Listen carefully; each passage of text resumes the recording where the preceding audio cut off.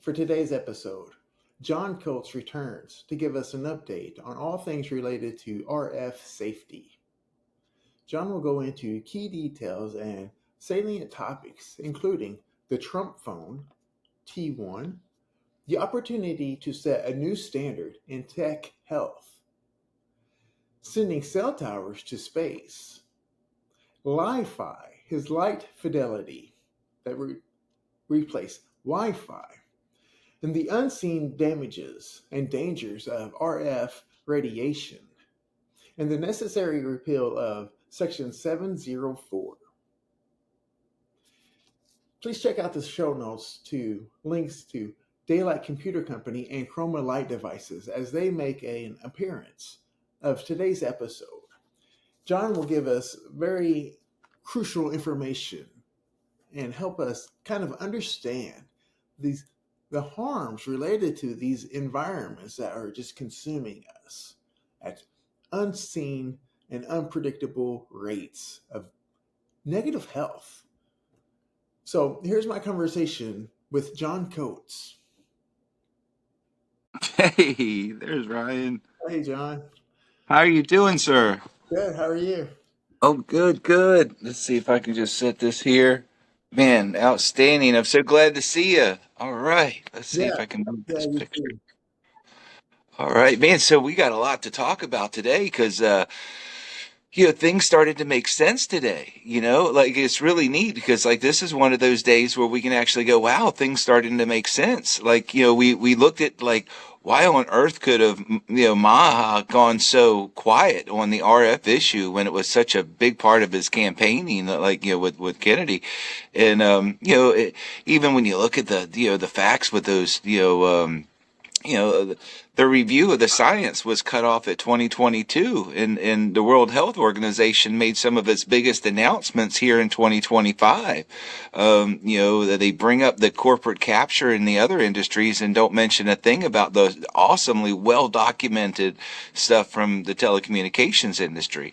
So it's just kind of, we've been so stumped on all that. And then, of course, even, a little stumped by, right out of the blue, Trump coming out and saying, hey, we need to add 600 megahertz spectrum to the big, beautiful bill.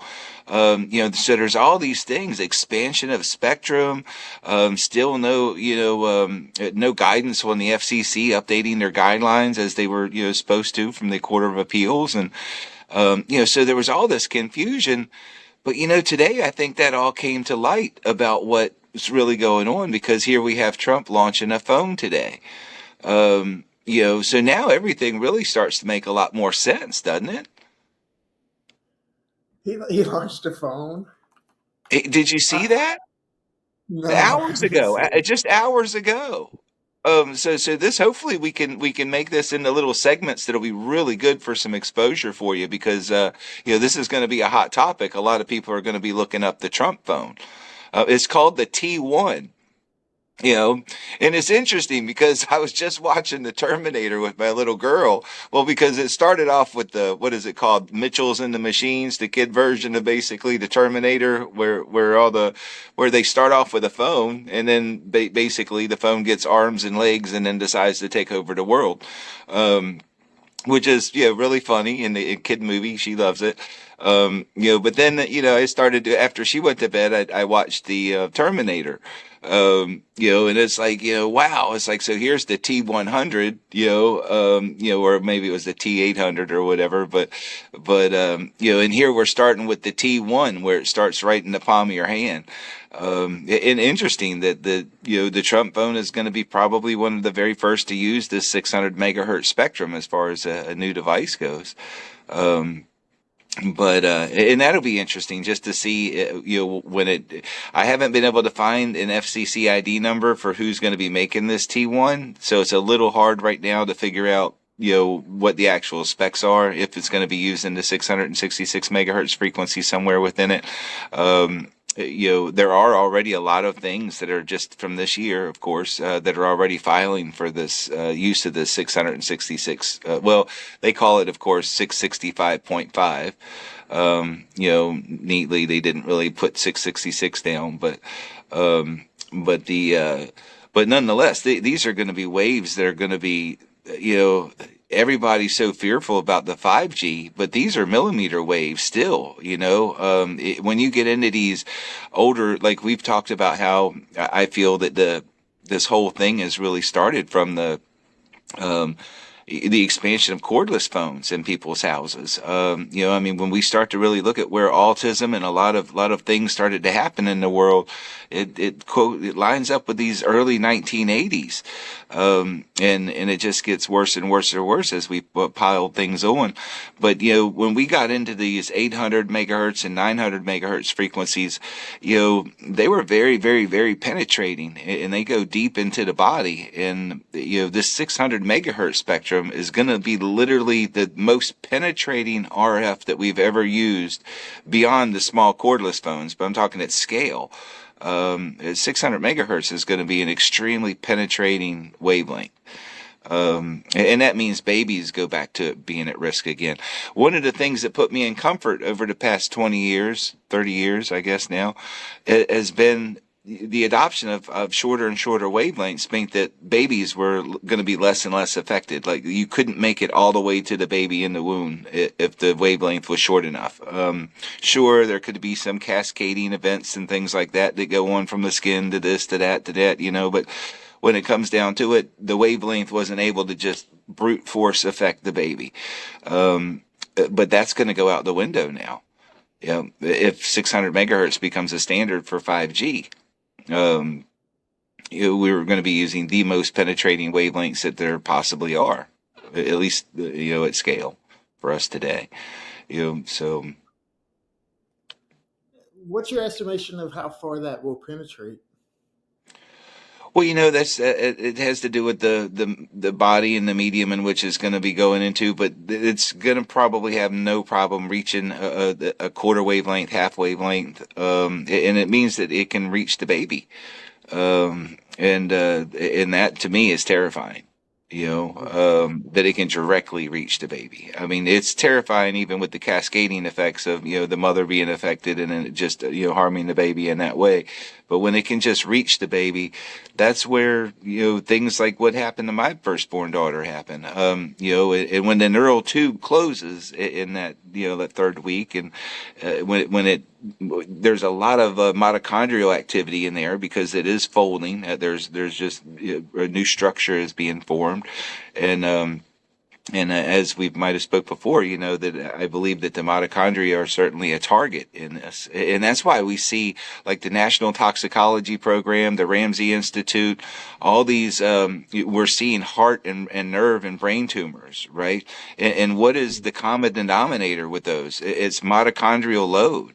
And it's going to always, it seems like when you look at these studies, we're seeing it go from, you know, like I said, from nerve to heart to kidney. These are all organs with a very high mitochondrial load in them. And that's why I think that's why we're seeing it. So in the human cord blood studies also kind of replicate this in the sense that as the cells become more differentiated, you know, more mitochondria, there's a larger ROS impact. So, you know, so I think all this is kind of lining up where, you know, we just have to protect the, you know, that we just, I don't know. My only hope here is that maybe we can put a spin on this whole horrific thing of adding a new phone to the market with all this, you know, hype of how it's going to be better for people. You know, because Eric Trump, I guess it is, he was just on, you know, the TV, you know, saying how, you know, they're going to be, that they saw a shortcoming within the mobile industry, and that's why they're basically launching into it. And hopefully we can bring attention to the fact that there's a big shortcoming in their safety protocols of these devices. You know, for Trump to actually put his name on it, with there being enough controversy around these devices, I would only hope that, you know, because of the Trump that I voted for, at least that's the one that I felt in my heart that I was voting for, is a guy that truly would put the American people first. And so if he's brought aware to it in a way that, you know, it just makes sense to him, hopefully he'll be able to even mandate the technology to be safer, because that's all it would take. Like, we could solve our RFR problem by offloading a lot of the terrestrial towers to space, getting them away from our kids. Beaming, all these uplinks would be going up and down rather than right through our walls and windows. um, light-based networks. He could sign, just like the 1970s Clean Air Act ban. He could sign up an order, and literally overnight there would be people putting the proper chips into phones. I think it would be considered 802.11bb standard, and that's an immediate standard that's available today that can just completely replace the Wi-Fi technology itself that's in phones. So you walk indoors, your phone would just stop transmitting in microwaves and would just start transmitting in IR light. And so many people within the light industry, they see this infrared light as being beneficial. And a matter of fact, I haven't even used it since, because I've just been so busy. But I put my arm. I don't know if you can see this pretty gnarly bruise right here, but that's where the PCI went in and put a stent in my heart. Had a heart attack over the what was it? I don't know, 2 weeks ago now. But the bad time to have a heart attack is during the whole holiday thing, where everybody is kind of like the whole Memorial Day holiday. So it wasn't the best timing to have a heart attack. But I put my arm on one of these red light therapy bands, and literally you can see white spots within the purple bruise where the LEDs lined up, where I had most contact on the LEDs. And that's kind of remarkable to me, because it's like a real, in real time. It showed me in real time that these LEDs in the infrared that was coming from them, it was certainly doing something. Because there's no reason for there to be like little round white dots where the LEDs were. You know? So I'm totally down with that. But when it comes down to it, with the light itself, we can use these same wavelengths that basically helped my arm heal. We don't have to use blue light or any of these bad wavelengths that we think are bad. But they also just have a place in our life as well. Blue light is just as important as all the other light, but it just needs to be balanced. But to think that we could start transmitting our data in the same stuff that healed the little spots on my arm everywhere that they made contact is that's appealing. Because now you're talking about wavelengths that can't reach a baby. Even if the room next to you has tons of wireless data going on inside of it, the room next to you is still RF free. There's such a benefit to using light-based technology. But maybe we should do something a little more structured, so you can make some cool clips on maybe because the Trump phone thing is probably going to be a pretty, important, topic to address. I mean, I bet it's going to be getting a lot of traffic. And is there any things that you would like to ask about, like the phones or the Li-Fi technology? Because I'd just ramble forever, but I think today starts to make a lot of things make sense. That's what's really kind of cool to me, because we were just looking at just how there was such a drop off in the Maya report on RFR, and then we see this big call for expansion into 5G with the 600 megahertz, and then today we get a Trump phone. But Wow. I don't get it. I mean, oh my gosh. It's already such havoc with the lack of knowledge about your topic here. There's so many people that understand like there are risk, but they don't know how to identify the risk or make sense of the risk. I'm willing to talk about whatever you want to talk about. well, maybe we should talk about the Trump phone, and maybe what we think the Trump phone should have. And we can start to begin with, one of my very first, products that I ever designed for this particular industry of mitigating RF was the interferometric array antenna that was used to challenge the hearing aid compatibility issue back in 2003. And when I made that antenna in the late 90s, it was completely illegal to use. You couldn't use it on a phone because it didn't follow the isotropic rule, it was called. And this isotropic rule was basically put in place because they wanted all phones to basically have the same connectivity amongst towers, because towers were kind of sparse in the early days and they just didn't want one company to have an advantage over the other. So essentially they just said everybody has to use what's called an isotropic antenna. And that's kind of the dipole, and it's the 360-degree flume that you basically see around it. The sun is a better version of isotropic, but, so it's not totally isotropic, but that was the rule. So when I made my antenna, which was really just two antennas, and we shot for the same principle that we see in nature. When you drop two pebbles into a pond, it creates an interference pattern. And when we have our dipoles or antennas, next to each other in a way that it cancels out an interference, that was basically the birth of what we now call, beam forming, from the original interferometric array antenna designs. And I came up with that design just thinking about nature and interference and seeing that it was already done in things like military radar and things like that. So it wasn't like it was a completely original idea. Nature had figured it out. We were already using it in military radar and astronomy and things like that. So it's not like interferometry was something that was that new, but it was the very first time it was ever attempted in a mobile phone antenna. And I did that in order to, I saw people in Aspen in the late 90s that were, they were putting these devices in their purses and handbags and just weren't thinking twice about the energy that was going into their torso and body.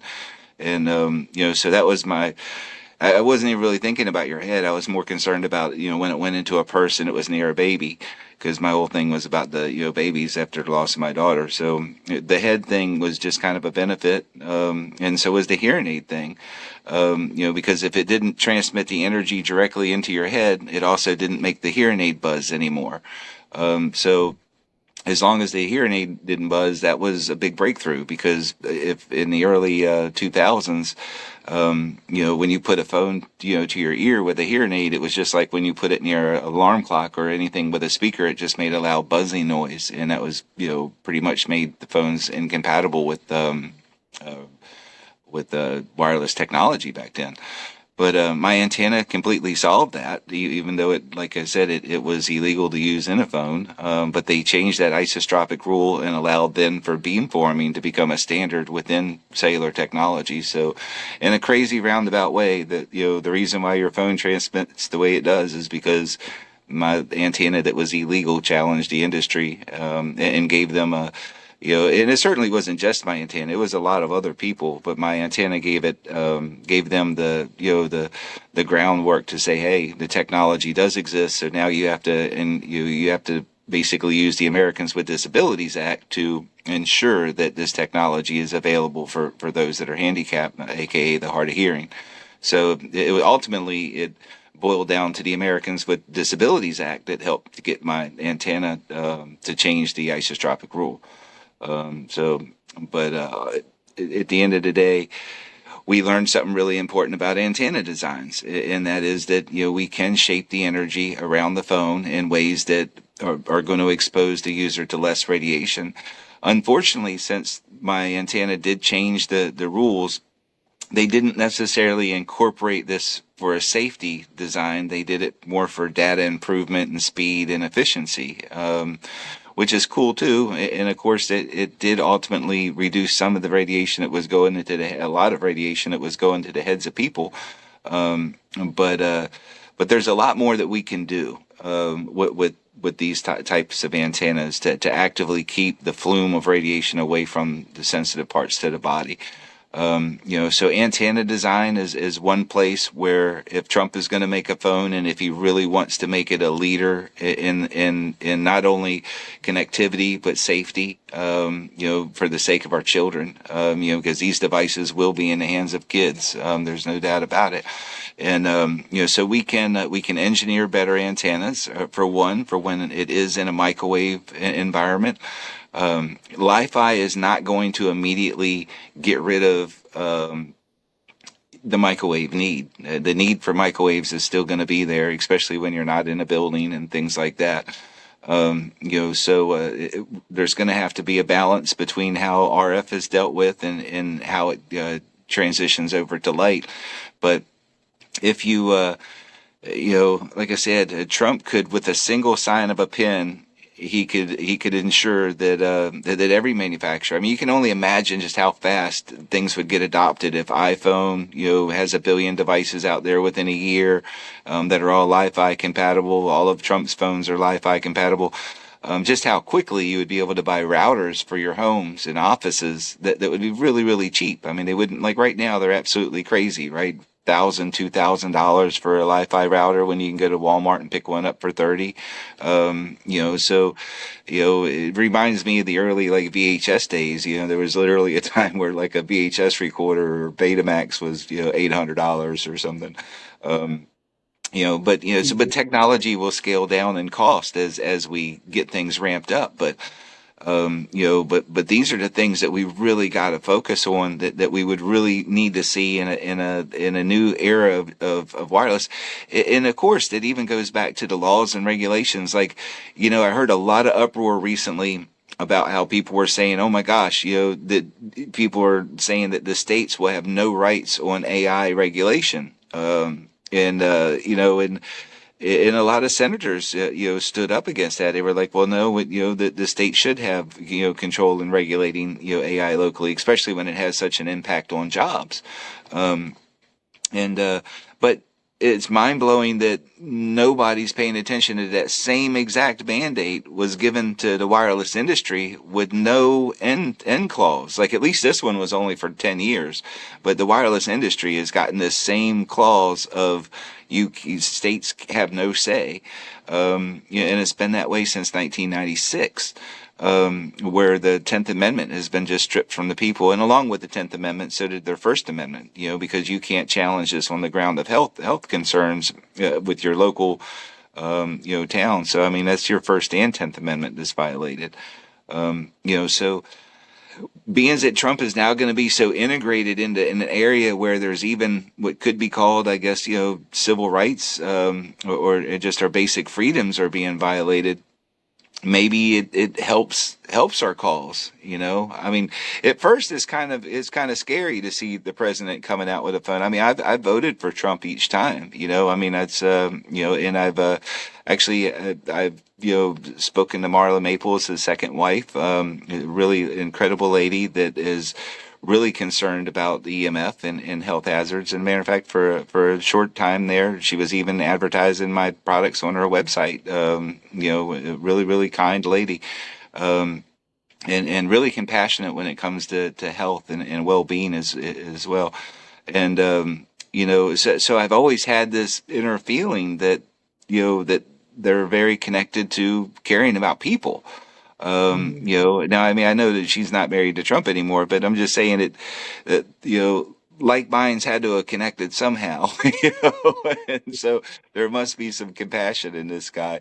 And I've always believed that. And I just hope that when he embraces on this new endeavor, of entering into the wireless industry, that he embraces all the complexities that are going to come along with it, that are really important, that they've just been swept under the rug for the past 30 years. And maybe this is an opportunity for Trump to be able to closely look at these things where he might not have otherwise. So I'm trying to think of this as a good thing that he's launching a phone. As a guy that comes from my position in this, trust me, if anybody else did launch a phone, I wouldn't think it was a good idea, because it's the last thing we need is more non-compliant phones that are just dangerous for people. But maybe, just maybe, this is a chance for us to get the attention that's really needed. And I guess it's going to go one of two ways. He's either going to, put an effort into squashing what we have to say, or he's going to embrace it.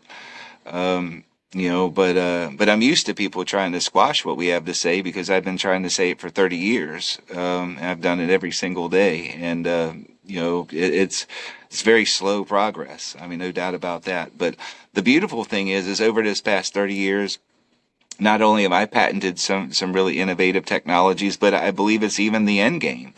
And that's what I've worked for my whole life, is for the end game. Like, how do we really protect our children? How do we really make safe environments? And that is with the light. And, my latest patent from 2021, which is a, light-based network, which also has a biodefense mode to it as well, where we use far UV light, to even sanitize the school air environment, which not only are the microwaves horrendous, from Wi-Fi routers and every kid in the classroom having a tablet and such forth, the air environment in schools is just horrific. And I believe that once we embrace the photon, the true workhorse of the universe, right? And that there's the photon.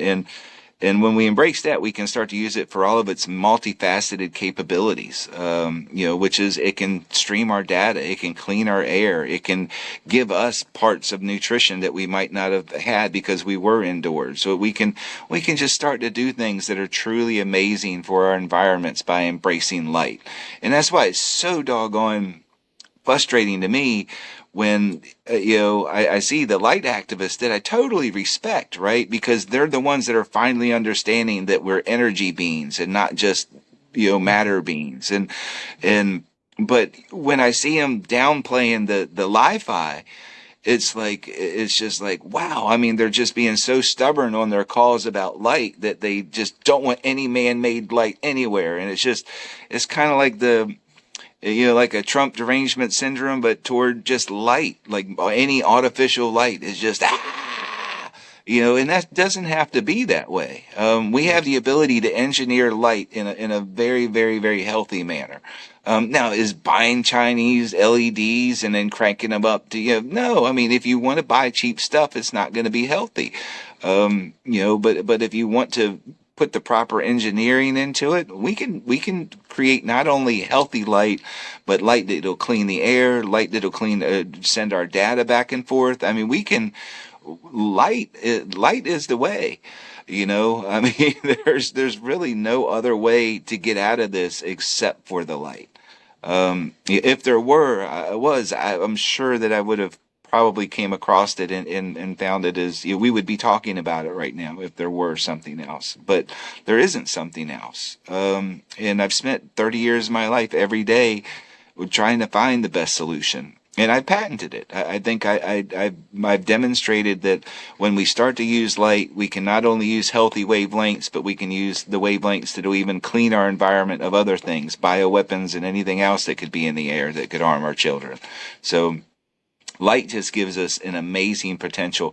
And the chips that it would take to put Li-Fi compatibility into your phone are just going to be so cheap and easy to do. So the Trump phone could be Li-Fi compatible. It could be the very first Li-Fi compatible phone and device on the market. And maybe it will be. Who knows? So I'm definitely not trying to come across as that Trump is doing like this bad thing. I think that maybe it works to our advantage, and the critical things that need high level attention maybe will get the high level attention they deserve because of the fact that Trump is entering into this arena. That's and I haven't even had time to think about this myself any, because like literally this news broke just as we started to log on with each other. You know what I mean? I mean, it just came out an hour or 2-3 ago. It wasn't very long ago.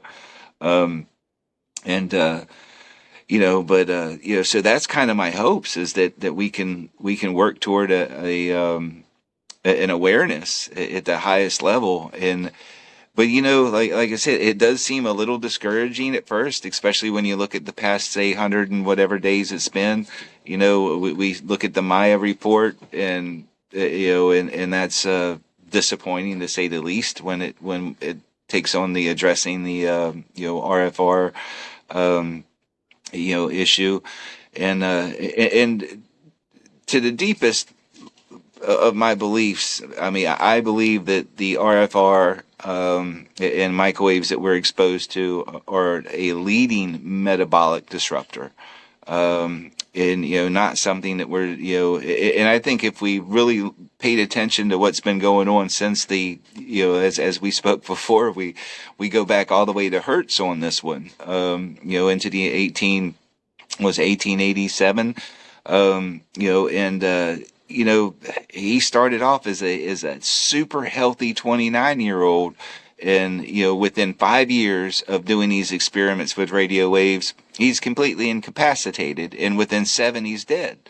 And this was one of the healthiest, smartest, brightest people in the world. And how does something like that happen? Well, it happens because this is a major metabolic disruptor. And the reactive oxygen species that's created from voltage membrane potentials being altered, and even recently we even look at the negative zeta potentials being collapsed and red blood cells stacking. I mean, this is the method in which the damage occurs, all the way down. And once you start this feedback loop of ROS and the mitochondria kick in, due to this oxidized environment, essentially. A burning of cellular information is how I kind of have been putting it, that is what's causing the big collapse, and everything really truly lines up to that, and I truly believe that if we got rid of the problem that we created in 1887, and this has just been an ongoing problem that literally our children could be tracking, biblical lifespans, because it seems like we've wiped out a lot of the things that used to kill people in the masses. And it seems like now we're just bringing on a bunch of new stuff. And I think if we got rid of this, which I call it that, everybody knows about Goldilocks zones, right? And there's a Goldilocks zone for galaxies. There's a Goldilocks zone for planetary, which is the phase of matter, like how close you are to the sun. And then there's another Goldilocks zone that doesn't get any attention anywhere. And that's the cellular Goldilocks zone. And that cellular Goldilocks zone, everybody knows about it as the Schumann cavity, that 7.83 hertz. But, that silence, not just the 7.83 hertz, that becomes a signal for biology to work with, but the quiet that was created in that cavity, didn't allow for any external noise within these low megahertz, spectrum, and essentially, when we think about the actual what made life possible to get into the atmospheric environment, right? Like what really made the difference. Now, evolutionary biology says that, it was the ionosphere, the ozone layer that blocked the UV rays that allowed for life to become multicellular and to expand on land. Well, I kind of disagree with that because the water bear, the little Talladad guy, that this guy can live in space, gamma radiation. I mean, UV radiation is no big deal for the water bear, and given that fact, that shows us that nature had a hack for UV radiation at all degrees, right? Like it didn't matter like how intense the UV radiation was. Nature literally had a hack for that. And we see that in the water bear. But what there is no hack for is miscommunication. If you're disrupting the communications between cells, there is no hack to fix that. Because they can't organize. They can't even get into a repair mode properly or anything. They're not understanding their environment when you create the noise. So what there wasn't a hack for was to remove that silence that was there. That silence was a required fundamental. What everybody believes that the ozone layer created this livable zone. I believe cuts short that evolution had a hack for that already. But what they never had a hack for is what the ionosphere gave us. And the ionosphere gave us that cavity that we refer to as the Schumann cavity. So I think that now certainly the lack of, ionizing radiation certainly made life easier to happen, but above ground, but it's not saying that it would have never happened if it wasn't there. Because nature had a hack for it, but nature was never going to have a hack for that loss of the silence within the Schumann cavity that's required for cellular communication to occur, for cells to recognize their environment. And as soon as you make it to where the cells get confused, the mitochondria are confused from the environment that you've created with the overabundance of ROS, it's just going to, hopefully you can make it, but the fact is you're adding so many errors that it's just a matter of time. Like no matter what hack, no matter what biohack that you do, if it's red light, green light, cold plunges, no matter what it is, you're just trying to offset a massive amount of damage that's being done from microwaves and RF, because it's the thing that's truly triggering these. And a matter of fact, there was a great paper that just came out like a month and a half ago that really explains something. And Dr. Joel Moskowitz even shared my tweet, where over 20 years ago, you can go back to the Wayback Machine and you can see where I spoke of the reciprocating Lorentz force being what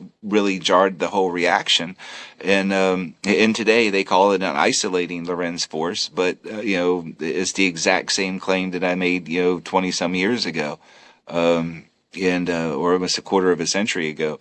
So it is really comforting to know that finally, after a quarter of a century, people are coming up with the same ideas and that they're scientifically valid. So I mean that's always good to know. But the fact is, this is where the real damage is coming in. And a better phone, one phone changing to be LIFI compatible could change everything. It could create a domino effect where we could start to really have technology that aligned with human biology, which we don't have right now. Plain and simple. Like, there is no hack for it. I mean, you can't have a hack for a cell phone tower that's right next to your house. Like, I know there's a lot of people in the EMF safety community and they're like, well, what can I do? What can I do? Well, sure, you can paint your walls with conductive paint and do stuff like that. But ultimately, you're in a bad spot. And if they've bought paint, but they've never contacted their senator about repealing Section 704, well, then they're not even helping their situation any. You can't go buy something to fix your house or fix your environment and then not actually make a quick call to your senators and local elected officials and actually let them know how important the repealing of Section 704 is to them. So it's like everybody wants to deal with the things that you can buy and fix your little immediate environment. But that's not a solution to anything. It's not, like we sell cell phone cases, to mitigate RF because, well, basically only for one reason, and that is to show people what's wrong with the current cases on the market, or we wouldn't make one. Because there's a lot of products that we were first to market to make that we don't make anymore. But once people are making them right, then they got the idea, and that's what we need to do is protect people. I never wanted to, I don't like selling anything or being a part of anything selling stuff because there's just so much other work that can be done in the building and design area. But when it comes down to it, like our cases, they don't have the little metal loops. They don't have the detachable components in the back and things like that to block the antenna. And of course, it's a whole piece of shielding rather than one that, a lot of these cases on the market will have a big earpiece hole cut out. And for what reason? It doesn't even line up with a speaker hole anywhere. So why would you even have it unshielded? But so there's just like all these things where still at the end of the day, that case is worthless. I mean, it's not going to make any real difference in your life as far as how much radiation protection it's going to give you, because ultimately it all depends on the user. It depends on the user demanding that there's LIFI compatibility from this phone. We got to get rid of the microwaves. There's no way of truly containing the microwave problem. The only way to get rid of the problem is that the users of products that they buy on the market today have to get involved. Like they can't just buy something and think they're safe. They have to get involved. They have to research the issues, and we have to reinvigorate public law -90-602, right? And that is a law that was created in 1968. Okay, that mandates that this isn't some suggestion that we should be doing something or whatever. No, this is a congressional mandate that says by law we have to be doing research on radiation emitting products. Okay, and that includes your cell phone. But yet the National Toxicology Program completely gets defunded and shut down in 2024, which is a complete violation of public law -90-602, right? So we're breaking our own laws in order to keep these things dangerous, right? Because there's no reason why the NTP program, after finding clear evidence of cancer, is being shut down. That's crazy, right? Like what would we be saying if this was tobacco or something? Like if the government said, "Oh, guess what? We have milestone studies here, guaranteed that this causes cancer." Okay, what would we do if the response to that was stop funding all studies? Hmm. But that's what just happened. That's insane. And but yet the American people are just quiet about it. They'd rather buy a gadget to protect themselves, where this is not going to do very much of a difference whatsoever, because their environment is still saturated. And when the only hope that they have is to actually get their voice involved. And that's so powerful, but they don't even use it. But they will use it about really weird things. But when it comes to things that actually harm your children, they're silent. They want to say it's Fruit Loops and all that kind of stuff. Man, it's not Fruit Loops. I mean, I don't even know if I've ever even bought my kid Fruit Loops before. I mean, that's, it's just crazy. But it's frightening to think that the reason why that we've seen the drawback from Kennedy on the RFR issue and the expansion of the 5G frequencies into the 600 megahertz spectrum, if that was all because of what's happening with the phone, and it looks like that could be a suppressive type action, which would be very disappointing, right? But I'm not going to think about it that way right now. It just seems like it makes a lot of sense now, right? Because it's like, wow, okay, now you're going to have a phone. It's, but I'm just praying that maybe enough people will get their voices involved, right? The real thing that matters. It's not a gadget or anything like that. I mean, sure, like my case will help more than any case in the world towards RFR. Even have a special way of design for holding it and everything. When it's on speakerphone, because speakerphone is still the only way that we suggest that you should even use your phone. It shouldn't go to your head ever. But when it comes down to it, we've got to use our voices, and we got to just get together and unify ourselves into a big voice that actually demands change. And it would happen so quick if people would just care about it. And you got to look at the news. You look at cell towers next to schools, and then 4 kids have cancer at the same time in the same year. They moved the tower, and then there's no more cancers in this school. That was the was it a West? I'll have to post a link to it, but it was a West something in California, the school. But there's and Sprint had to remove their cell tower, and it's just it's one of them things where it's pretty obvious. It's not even like it's really a hidden problem. It's hidden only because people don't want to look at it, because all the data is there, Yeah.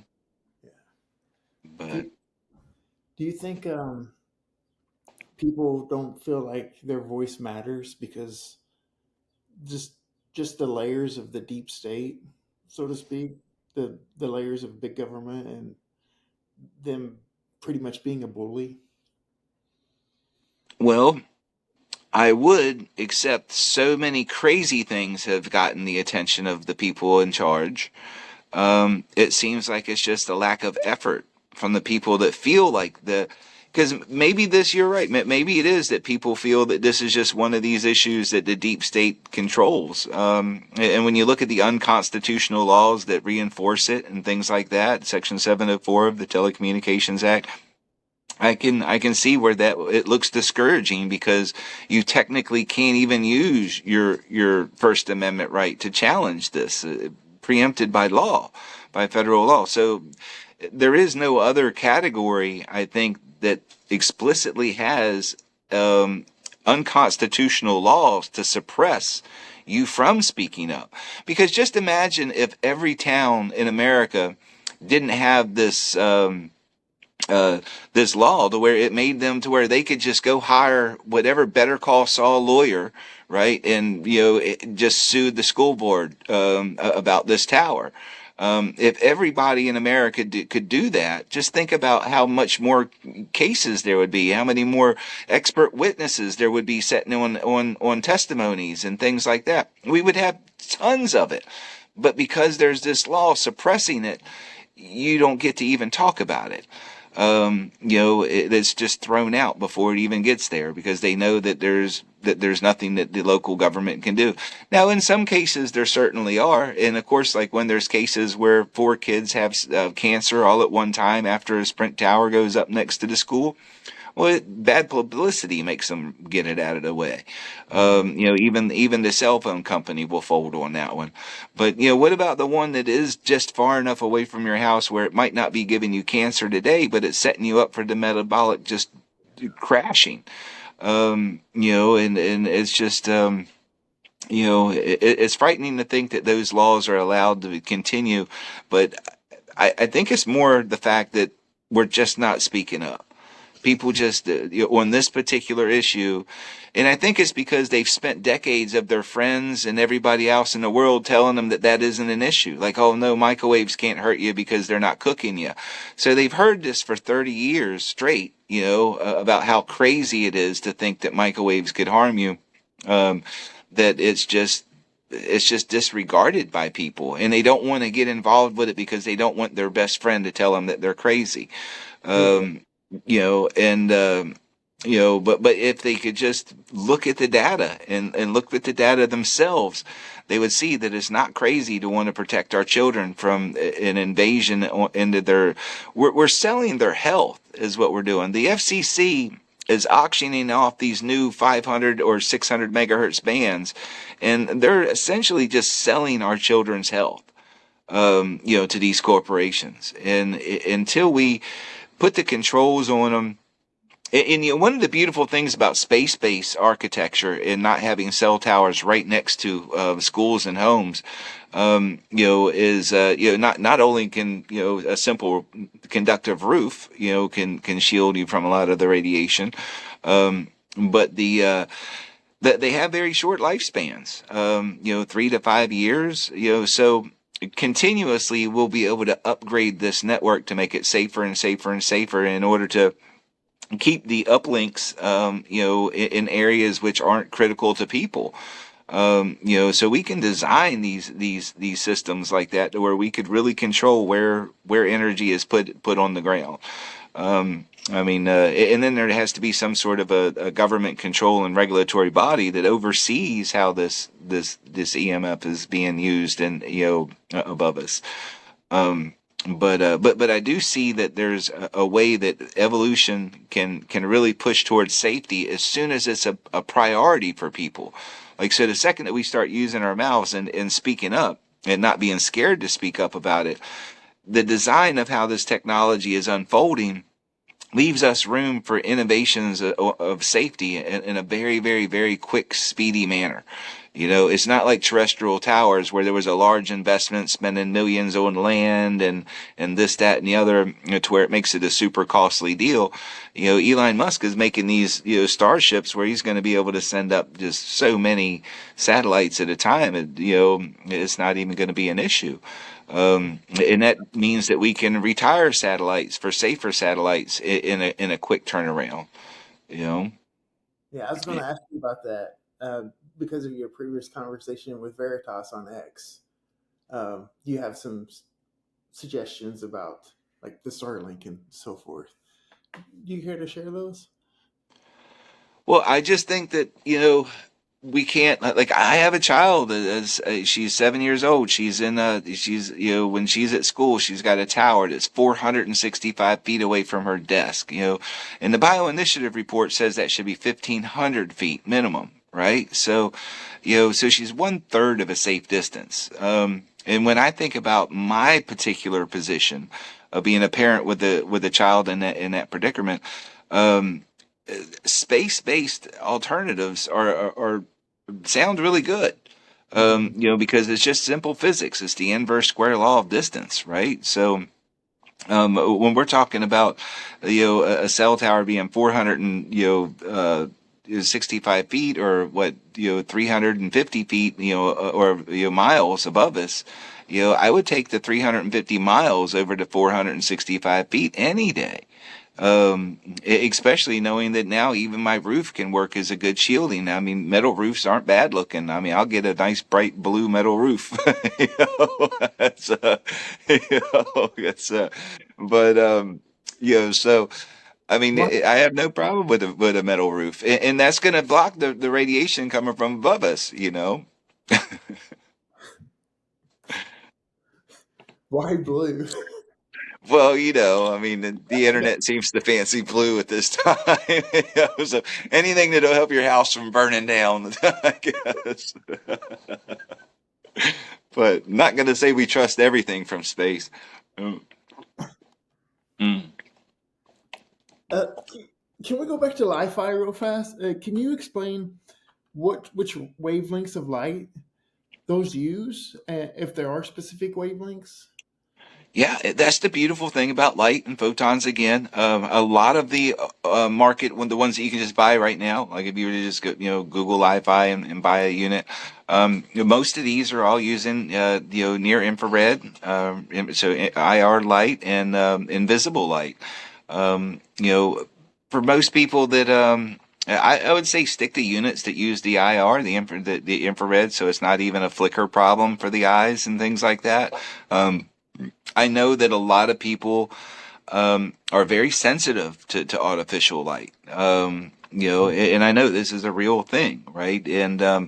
But we also have to put it in perspective. Like I made a post yesterday. It was like that. In my opinion, worrying about blue light over microwaves is kind of like worrying about, jaywalking when trying to escape a drive-by. You really got to put the risk in its proper category. But I do believe that, by not using the visible light, and that's the whole thing. When it comes down to the light, we get to pick and choose our frequencies. And so no matter what, like whatever people found was the most therapeutic frequency that we could use, well, then that's the one that you should use, and that's the one that you should buy. Because it won't take much to make that particular frequency available. Especially if we're in this, near infrared range. It's going to be, real easy, 850. I mean, your standard, and a matter of fact, that's kind of the standard right now. It's kind of like what TV remotes use and things like that. It's essentially the infrared standard. Okay. That's very beneficial to mitochondria, and cytochrome C oxidase has those four red light chromophores. And yeah, that's where we make water. And that's can rescue the mitochondrial dysfunction. Nice. Um, Yes, it only makes sense to add a little bit of that into the light and send your data with it. yeah. And if you have a choice of using that or microwaves, and the other part is, even if people said, well, it's pulsed.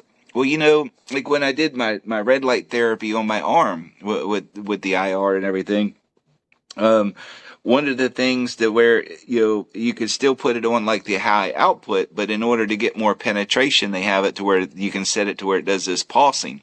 At a certain frequency, and of course it does that in order to make that energy more impactful.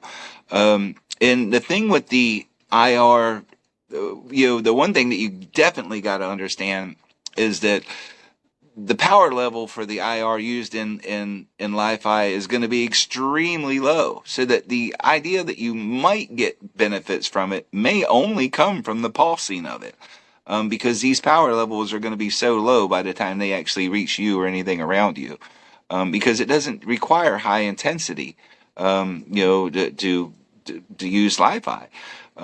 So we're talking about very, very, very low levels of power to begin with.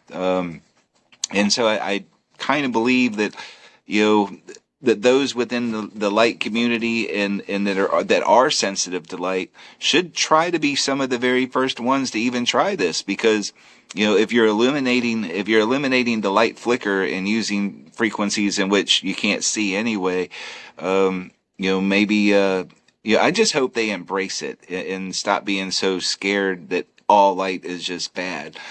Because ultimately, when we can get rid of the microwaves and radio waves, that's when I think even their bodies are going to be stronger to deal with even light. Like once you take away the real poison, I think them dealing with like just artificial light is going to be a lot easier for them.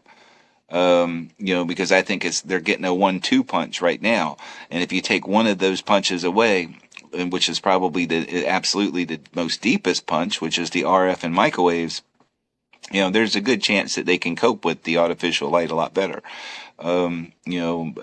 But like I said, we should be able to engineer it. Well, not should, but we can engineer it to where they are 100% matched to spectrums that what we need.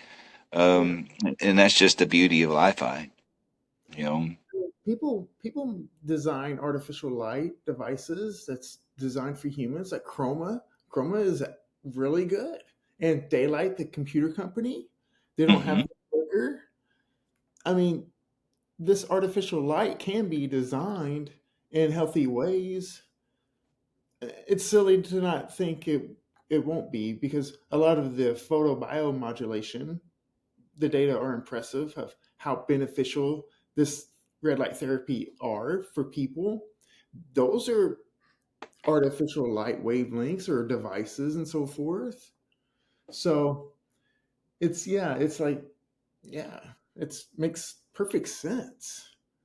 And it's totally doable. And the only thing that we have to do is get rid of the microwave cartel, man. It's a cartel.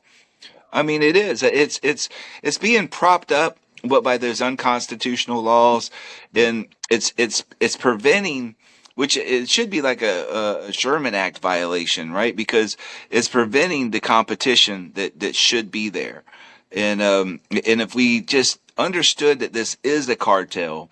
And it's a microwave cartel, and just like there's the sugar cartels and the tobacco cartels and the whatever cartels, um, this is another one of those things, and they're preventing the genuine technologies that could eliminate the threats completely from ever really seeing the light of day. But maybe this is where it kind of turns around for us with the president of the United States putting his name on the phone. Maybe he won't want it. Maybe he won't want it to be a deadly phone. Yeah, maybe. Um, you know. I mean, it was really going to be a bummer if the president of the United States is just totally cool with having a deadly phone. That's going to Yeah, suck. yeah. One thing that I've come to realize with Trump is whenever it comes to medicine and health, he's typically clueless, and I don't like that. He's just out of his scope of ability to evaluate something. He does so great with other things, but with the medical and the health paradigm, it's like he just, I don't know. I don't. It's hard to trust him, especially after COVID, which he was partially involved with that, but more so the next Yeah. administration. But But one of the places that I think that we really got to kind of uh, you know he did everything that we thought that he should have done, though. I mean, he brought Kennedy in. yeah, He made the Make America Healthy Again movement have its own legs to stand on, mhm. and so while I totally agree with you, I mean, Trump is no doctor, right? We know who he is. He's a real estate developer, and that's far from doctor. But he has a talent for hiring the right people. Yeah, a lot of times, and he has a talent for firing the wrong people, So it's so hopefully, like I said, hopefully he's just not cool with selling a deadly phone. Yeah. And if he makes the changes for the telecommunications industry in general to follow a new set of guidelines, and to follow the Trump way of things, I guess, if you will, and if he brings to light that light is indeed the next generation of conductivity, and it has to be because it's the fastest. It's not only safer, it's faster. And you're talking about our kids are going to be in a day and age where, sure, we might have sent, like, I remember today just sending the first text messages, sending a picture back and forth, and then we went to being able to send little movie clips back and forth. And, but our kids are going to grow up and they might want to exchange between taps of phones entire, you know, uh, weights and biases for an AI. It could be a huge, huge, huge file. Like, so the files that we sent back and forth could just be just itsy bitsy teeny compared to what the future generation is going to want to share real quick between phones.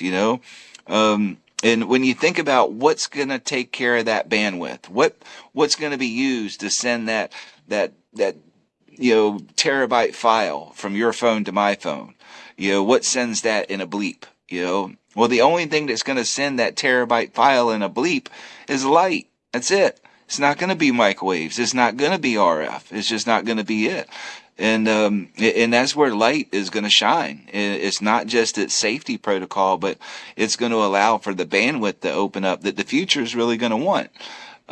And I could already see a need for it like that, because I can probably assume that in the future, kids might be sharing AI brains back and forth, just with a tap of a phone. Like, here, let me send you my latest, update of this AI, and they just text it to you. And then, it's, but what's gonna meet that demand of that kind of bandwidth? And light's gonna meet that demand, you know? It's we constantly go through these phases too of like the new thing is it turns out to be very unhealthy. So 80 years from now or whenever, hopefully sooner, yeah, like hopefully this is more well known. And I think one thing that people struggle with is like you mentioned the cigarette or the tobacco. People can see that happening, and then they can attach what's happening to their body with Hmm. this exposure to this RF. You can't really see it, and I think that's where people struggle because we like That's that. right. We need to have our like beliefs confirmed, and we need to easily make sense of it because otherwise, we when something doesn't make sense to us, we hate that, and that's a big problem I think with this topic. That's right. And you have to see it as the reciprocating Lorentz force that it is. Hmm. And it is. It's invisible. You can't taste it. You can't smell it. You can't see it. But you can ultimately feel it. And some people are lucky enough to feel it, though. Like Well, I speak to a lot of people, like, and I have for over 30 years, where, they fall into that category of electromagnetic hypersensitivities. And, you know, yeah. uh, a lot of them call me up and they consider it a curse, but I'm here to tell them, man, that's a blessing. That's a big blessing, because the damage is happening if you can feel it or not. If you're lucky enough to feel it, that means that you can avoid these situations. And I already know that if myself had been electromagnetic sensitivity in any degree in the 1990s, when my firstborn daughter was born, um, she wouldn't have been in that environment. And I would have two kids on the earth rather than one. So it really depends on whose shoes you want to walk in if you really consider EHS a curse or a blessing. Yeah. Um, you I know, had Katie Asher on. She's involved with the telepathy tapes. Her son is nonverbal, very severe autistic, and she said that he can hear the Wi-Fi. mm-hmm. Yeah, Yep. yeah. Wow, that's incredible. I mean, Wow. kind of, but it's like Well, telling. I think there's a lot of people. I think a lot more people than, and it's kind of a bummer because those people don't speak up very often either because they feel like people think that they're just crazy. Yeah. Um, If you and go to classes, you're crazy.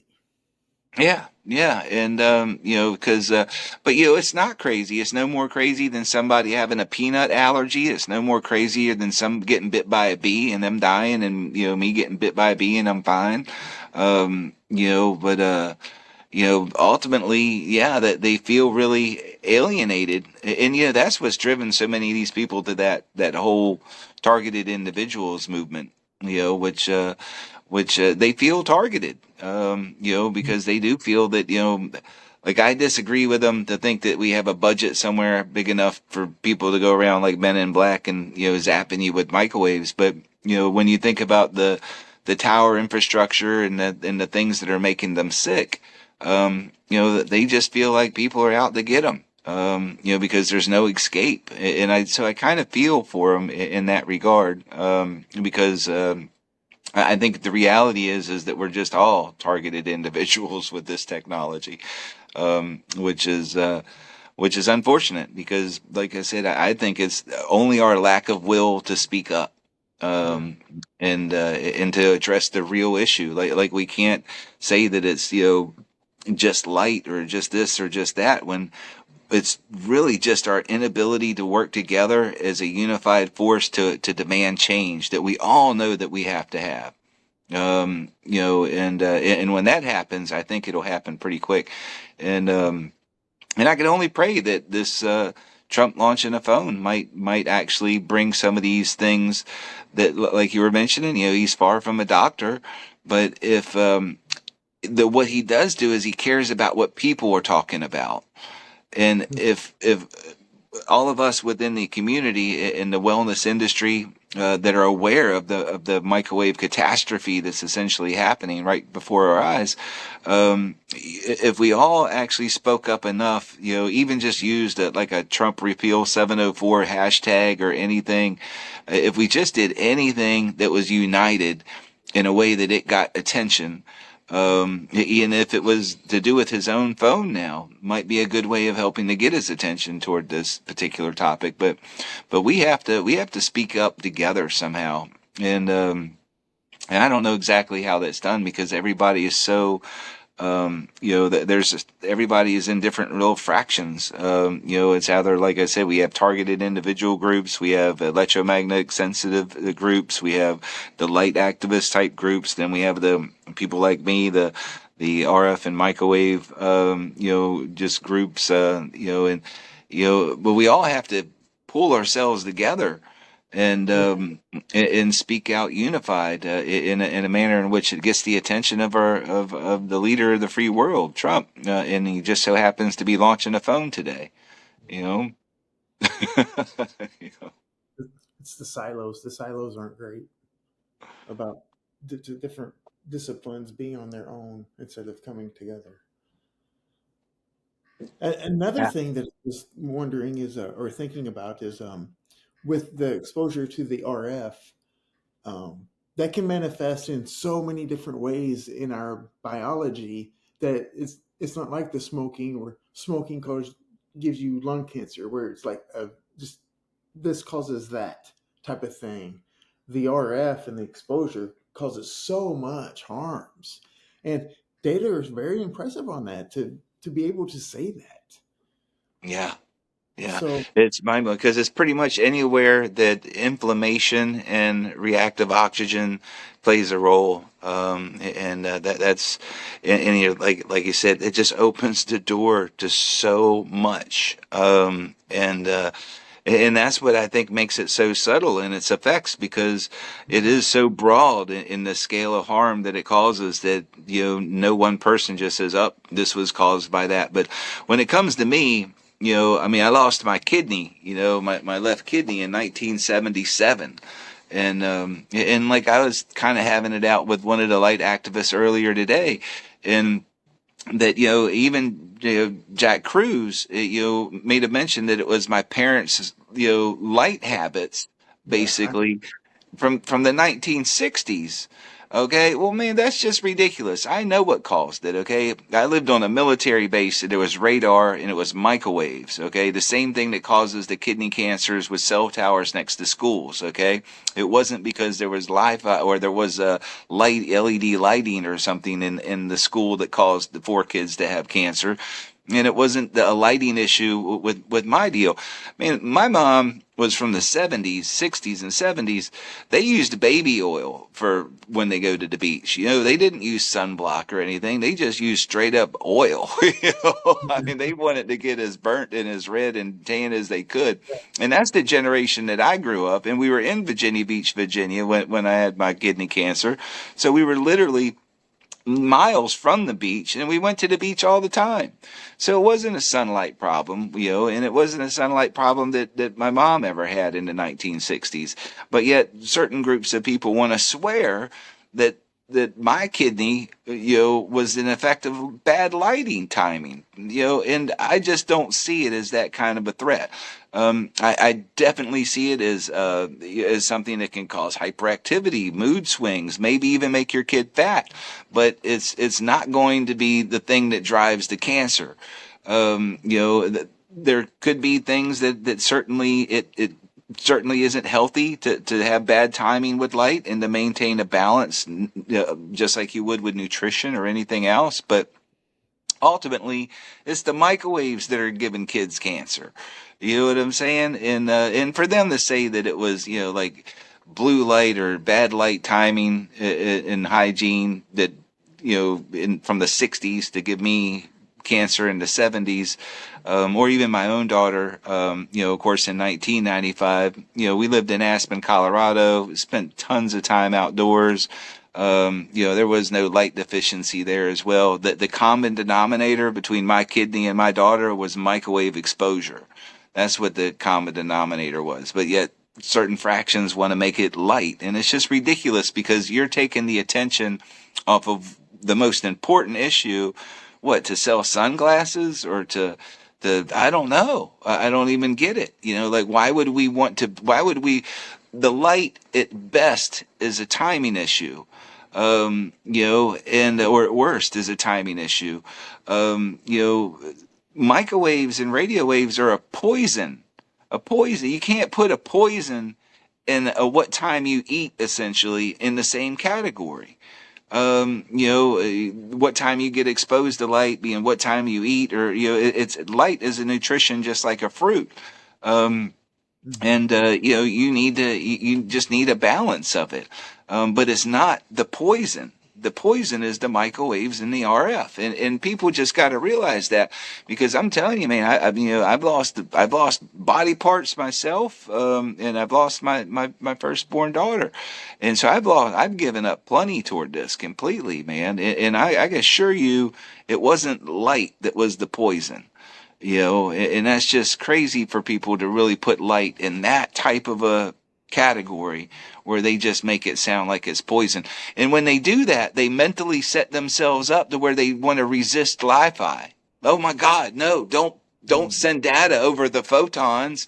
That's going to be so bad. No, man, you're setting yourself up for it because you're putting light into a category in which it just does not belong. Light is not a poison. Blue light isn't a poison. Red light is light that God gave us in the sky is not a poison. Okay, it's not. And if there's bad timing, there's bad timing. Yes, you need to keep that balance in the right order. The darkness at dark and in the full spectrum during the day. Beyond that, it's just regular, healthy living. It's what's dangerous are microwaves and RF. In the moment that we start to take the attention off of what's really dangerous, we're just guaranteeing that our children suffer for longer. That's it. It's the only thing that happens. And people want me to be all cool with that. Like, oh yeah, I should just be passive while all these knuckleheads are trying to tell me that I lost a kidney in the 70s because of light. No, that's crazy and it's absurd. And I mean, sure, they can try to justify it through some sort of a reaction, and of a cascading events, but it's just not it, dude. Find me the peer-reviewed study that's showing me that the light is causing kids to have, kidney cancer. Just not buying it, because there weren't any LEDs around when I was 7 years old in 1977. You know, Yeah. So the light back then wasn't even isolated blue light. It was more. Yeah. It was more those Huh. longer wavelengths. Yeah, but we probably got an extra boost of it because a lot of people wore those denim jean clothing back in the 70s. That was probably, Yeah. it was about the most blue light because people dressed up in blue from top to bottom. But, uh, but yeah, I mean, the blue light came from the sky and from people's clothes. Um, yeah, the blue light didn't cause me to lose my kidney. You know, uh, Which we've talked a lot about using our voice. Which branch or which branch of the government is best suited for people to reach out to? what do you mean? Like, is it the senator? Should people reach out to the senator or Yeah. um, Oh, absolutely. And you know what? I'll work today on a better page for that. But like I did just make a tweet that has the direct link to where you can just put in your zip code, oh and yeah. you just enter in your zip code and it'll bring up all the people that you need to talk to. And so it's really really easy. And yeah, I'll try to make a more detailed page that we can maybe share, and and it kind of links, and we'll explain all that real easy. Um, but you're right though. It's your senator, it's your local congressman, just all your elected officials. You want to let them all know. Yeah, and it only takes a couple minutes. Like it takes about as long to do that, which makes a real difference, even though they don't feel like it does. But if we Mhm. can just reach that critical mass to where we can really get attention, then it does make the big difference. And I mean, we can literally put this problem behind us with enough voices involved, because it's truly just a stroke of the pen. Like there's nothing stopping Trump from having a very innovative phone that is orders of magnitude safer than any other device on the market. And it's totally possible today. And if he mandates these things, it goes on par with the Clean Air Act. I mean, just like we cleaned up lead out of the emission pipes of cars, this didn't make Detroit go bankrupt. It created catalytic converters and EGR valves and all sorts of smog type prevention things. And but nobody went bankrupt. It was good for the industry. It created more jobs. And that is exactly what going to Li-Fi compatibility will do, because you're going to be adding to the phone. You're going to be decreasing the emissions, but you're going to be adding new technology to the phone. And that's going to bring about a whole bunch more cool innovation throughout this little handheld device. And we're going to start making them, compatible with life. Currently, they're just not compatible. And, I think it's important to realize this, is that bacteria create a biofilm, and the biofilm that bacteria create, like when bacteria get on a pond rock or something, that slippery gooey stuff that they create is it's a biofilm that they create in order to trap nutrients and to keep out competition. Okay, so when you think about what waste something gives off, sometimes that waste makes that particular environment more hospitable for the things that create the waste. And when I'm saying this, I'm saying that we're creating a techno biofilm. And so that the radiation that these devices emit are creating a film that we can't see and you can't taste, Yeah. and it's not slimy like the biofilm from the bacteria, but it still serves the same purpose. It's making the environment more hospitable for the silicone devices in life than it is for the carbon-based life. And if we don't start to pay attention to this, we got to realize that we're in the process of embedding minds into these machines.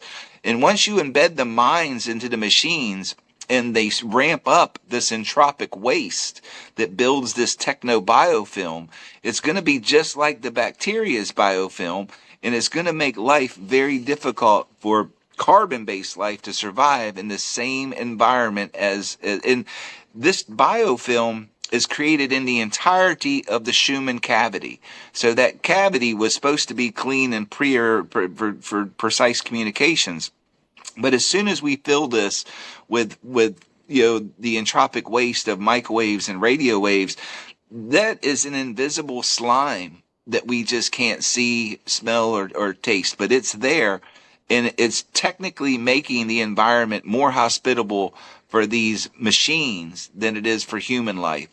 And in the way that we're going to see that is through an ever degrading intelligence amongst the human life, and we're going to degrade while the machines excel in this type of environment. And it's really important that we really see the cell towers that are being put up next to your homes and schools, that they are pumping out that sludge that we just can't see, that biofilm that we can't see or taste. But and it's a technobiofilm is what I've kind of grown to call it.